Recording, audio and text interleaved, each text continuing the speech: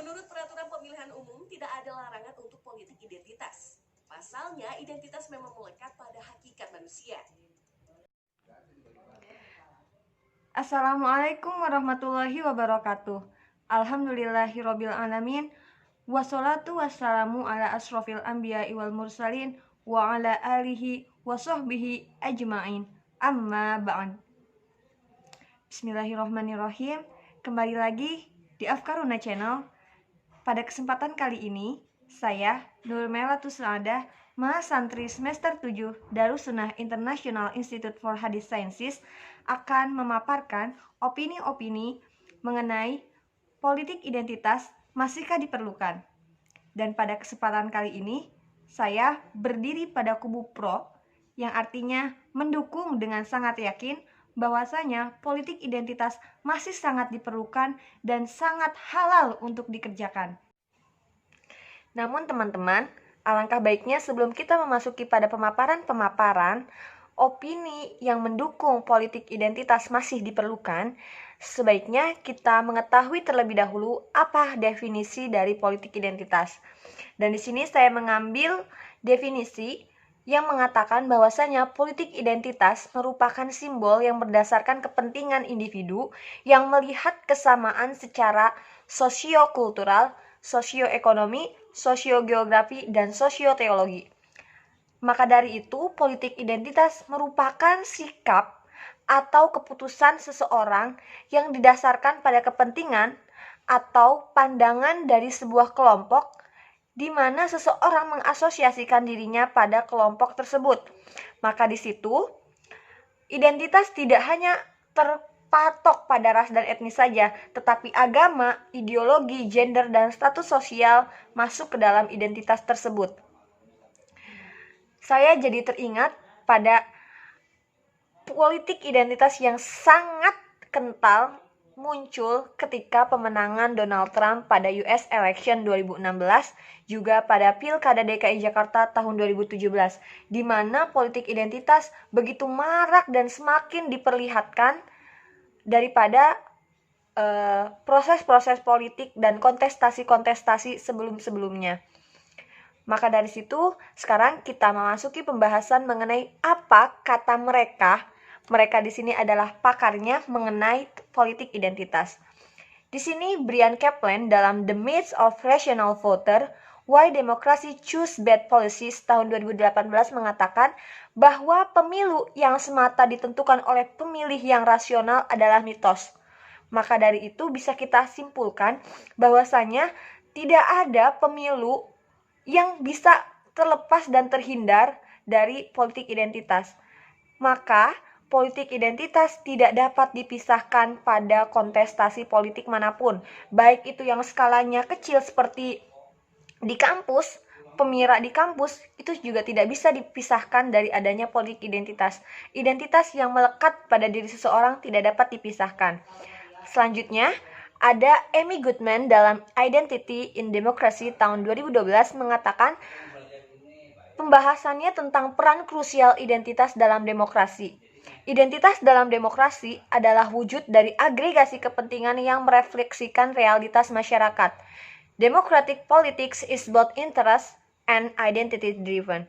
Jadi adanya kepentingan dan identitas yang menjadi wasilah untuk mendapatkan kepentingan itu sendiri. Dan tokoh yang terakhir adalah Amy Chua dalam Political Tribes, Group Instinct and the Fate of Nation tahun 2018 mengatakan tren global dalam pemanfaatan sentimen identitas atau political tribes tidak dapat terelakkan dalam percaturan politik. Dari ketiga tokoh tersebut menyatakan bahwasanya politik identitas memang tidak dapat dipisahkan dalam kegiatan kita sehari-hari, terutama dalam pemilihan. Nah, selanjutnya di sini saya akan memberikan konsep mengenai demokrasi yang beririsan dengan kepentingan atau kekuasaan, yang mana politik identitas adalah cara atau fasilitas yang digunakan dalam mencapai kekuasaan atau kepentingan itu sendiri. Maka demokrasi akan kehilangan kontestasi tanpa identitas. Sehingga identitas sangat diperlukan. Dan di sini Emil Goodman dalam Identity Politics memberikan 3 kategori dalam penggunaan identitas dalam demokrasi. Yang pertama good, bad, dan ugly. Maka dari itu, kita dapat simpulkan bahwasanya identitas politik dalam demokrasi tidak akan menghasilkan efek yang negatif saja, tidak selamanya menghasilkan keburukan seperti perpecahan contohnya. Tetapi dari identitas politik atau politik identitas, dapat menjadi sebuah hal yang baik yang bisa ditimbulkan, seperti solidaritas dan kepentingan yang terwakilkan.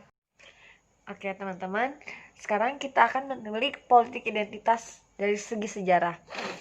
Dimana apabila kita lihat dari sisi sejarah, politik identitas ini sudah lahir sejak lama sekali, baik yang berkembang di Indonesia maupun di dunia internasional. Nah, apabila kita lihat pada ranah politik dunia internasional, politik identitas ini lahir pertama kali di Amerika Serikat pada tahun 1970-an, di mana politik identitas ini lahir ketika masalah gender, etnis, feminisme, dan kepentingan-kepentingan kelompok sosial lainnya merasa terpinggirkan atau terisolasi, di mana kelompok marginal dan subordinatif ini diperalat oleh kepentingan-kepentingan tertentu untuk menggolkan tujuannya. Jadi kelompok ini hanya dijadikan sebagai alat seperti itu ya. Dan dalam perkembangan selanjutnya, politik identitas ini mencakupi masalah-masalah yang lebih kompleks seperti halnya agama, ideologi, dan ikatan-ikatan sosial lainnya. Nah, sementara itu, apabila kita berkaca pada Indonesia saat ini, dalam konteks Indonesia, politik identitas lebih berhubungan dengan etnisitas, ideologi, dan kepentingan-kepentingan lokal. Seperti misalnya, ketika ada pilkada di Jawa, mereka akan mengampanyekan dirinya sebagai orang Jawa dan non-Jawa, sehingga orang yang memiliki identitas sebagai Jawa ini akan mengunggulkan dirinya sendiri dengan mengatakan saya adalah putra daerah. Maka orang-orang yang tinggal di sana yang mayoritas pun orang Jawa akan tergiring dan mendukung pasangan calon yang dari Jawa itu tersebut. Nah, selanjutnya contoh lainnya ketika ada peristiwa tahun 2016 yang dinamakan dengan Brexit, Britannian Exit, di mana saat itu Inggris menyatakan dirinya untuk keluar dari Uni Eropa. Karena apa? Karena Inggris merasa identitasnya dengan anggota-anggota Uni Eropa lainnya tidak sama, sehingga tujuan yang diinginkan oleh Inggris tidak dapat terpenuhi dengan maksimal. Nah, teman-teman, dari sini kita dapat lihat bahwasanya memang politik identitas ini mencakup pada setiap elemen, tidak hanya terpatok pada regional lokal saja maupun nasional, tetapi dalam lingkup dunia internasional pun sangat kental, di mana politik identitas tidak dapat dipisahkan. Selanjutnya, idealnya, pemilu dalam demokrasi adalah sarana yang damai dan menjadi alternatif dari cara kekerasan bagi semua kelompok dalam masyarakat, di mana adanya pemilu ini untuk memperjuangkan kepentingan mereka atau merebut kekuasaan. Sehingga dalam konteks yang kita bicarakan saat ini, penggunaan identitas dalam politik adalah sah dan belum tentu berbahaya bagi demokrasi. Karena mengutip dari perkataan Amy Chua, bahwasanya politik identitas tidak melulu menimbulkan efek negatif bagi demokrasi. Malah bentuk dari adanya demokrasi yang sukses. Nah, saat ini saya akan menyampaikan beberapa dalil agama yang menyatakan bahwasanya dijadikannya manusia secara bersuku-suku dan berbangsa-bangsa, syu'ub wa qabail, adalah bentuk pernyataan lain bahwa kecenderungan pilihan identitas itu menjadi bagian dari tabiat alami manusia, di mana memang menjadi hal yang fundamental yang menjadi hal naluriah dalam diri manusia itu sendiri, sehingga mempermasalahkannya merupakan kegagalan dalam memahami tabiat dasar manusia. Maka sudah jelas ya, kembali lagi saya tekankan bahwasanya politik identitas ini tidak dapat dipisahkan dari kita manusia secara individu yang menempati ruang-ruang publik untuk menggunakan identitas kita dimanapun kita berada. Karena seperti itu, syu'ub wa qabail, karena dijadikannya manusia secara bersuku-suku dan berbangsa-bangsa untuk saling mengenal, untuk mengenalkan diri bahwasanya identitas saya seperti ini, bahwasanya misalnya saya berasal dari suku Sunda, saya berasal dari suku Sumatera, saya berasal dari suku Jawa, bahkan dengan gamblang menyebutkan ideologi-ideologi kita. Selanjutnya, pembentukan aliansi politik berdasarkan kesamaan identitas, nilai, atau atau latar belakang adalah konsekuensi yang tidak bisa dihindarkan.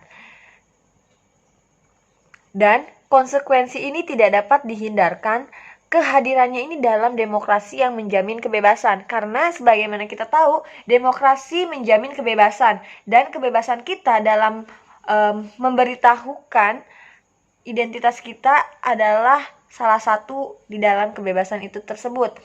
Asal tahu batasan-batasannya seperti apa. Bahkan bisa dibilang semua politik adalah politik identitas, karena orang yang mengampanyekan dirinya tanpa membawa identitas sama dengan tidak berkampanye. Betul atau tidak? Silahkan nanti jawab di komentar ya. Pada kenyataannya harus diakui bahwa para pemilih tidak selalu bersikap rasional. Rasional di sini adalah mengutamakan penggunaan rasionya mengenai apa gagasan-gagasan yang dibawa oleh para calon dalam pemilihan. Karena mereka akhirnya lebih mengutamakan kesamaan-kesamaan itu sendiri yang terasosiasi, seperti misalnya agamanya, ideologinya, suku, ataupun kesamaan-kesamaan yang memang dimiliki oleh calon dan dirinya secara individu. Nah, maka dari situ idealnya aktor-aktor politik, baik yang bermain di depan layar ataupun di belakang panggung, mereka bisa menarik batas yang tegas antara politik identitas yang sah dan politik identitas yang bernuansa kebencian dan komunal, sehingga tidak bisa dikatakan dengan menyeluruh atau dengan total politik identitas ini selalu buruk.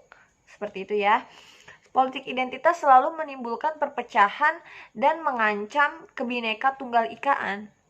Tidak selalu seperti itu. Karena balik lagi, mengapa politik identitas perlu, atau perlukah politik identitas, dan mengapa? Karena politik identitas adalah bagian dari tabiat yang melekat pada diri setiap individu sebagai manusia yang bebas, yang memiliki kebebasan, yang memiliki hak untuk mengambil tindakan yang mana memang sangat wajar ketika mereka melatar belakangi tindakan-tindakannya dengan kesamaan identitas yang mereka punya. Dan ideologi yang sering dikatakan sebagai identitas ini adalah sumber daya yang krusial untuk menata, mendefinisikan, bahkan mengevaluasi realitas politik yang terjadi, sehingga dapat menetapkan identitas politik. Ini menurut Andrew Haywood dalam bukunya yang berjudul Politik Identitas. Maka sudah jelas bahwasanya bangsa ini pun terbentuk tidak terlepas dari adanya politik identitas yang dicuatkan, yang ditumbuhkan semangatnya oleh Founding Fathers Indonesia itu sendiri di masa awal kemerdekaan Indonesia. Dan sekali lagi bahwasanya identitas dalam berpolitik sah, halal, dan tidak dapat terlepas dari kehidupan bermasyarakat pada kesehariannya. Maka dari itu saya Nurmela Tusaadah mengucapkan terima kasih banyak atas perhatiannya. Wallahul muwafiq ila aqwamit thoriq. Assalamualaikum warahmatullahi wabarakatuh.